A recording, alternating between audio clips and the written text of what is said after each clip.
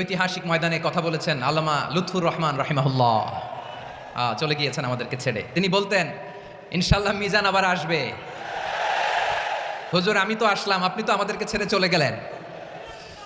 আল্লাহু আকবার, আল্লাহু আকবার, আল্লাহু আকবার। গলায় কোনো সুর ছিল না, সুর দিয়ে কথা বলতেন না, কিন্তু এত চমৎকার শব্দের বুনন, এত চমৎকার প্রেজেন্টেশন, এত চমৎকারভাবে ঐতিহাসিক বর্ণনাগুলো তিনি উপস্থাপন করতেন। মন্ত্রমুগ্ধ হয়ে আমরা আল্লামা লুৎফুর রহমানের কথা শুনেছি। আমরা হযরতুল আল্লামা লুৎফুর রহমান রাহিমাহুল্লাহর জন্য এই বিশাল ময়দান থেকে দোয়া করছি, আল্লাহ তাআলা তুমি তোমার এই খাদেমকে জান্নাতের মেহমান হিসেবে কবুল করে নাও। আরও অনেক আল্লামারা এখানে কথা বলেছেন, বিশেষ করে বাইতুশ শরফের মরহুম পীর সাহেব হুজুর থেকে শুরু করে আরও যারা যারা তারকাতুল্য ওলামায়ে কেরাম এই চট্টগ্রামের ময়দানে কথা বলেছেন, আলো ছড়িয়েছেন।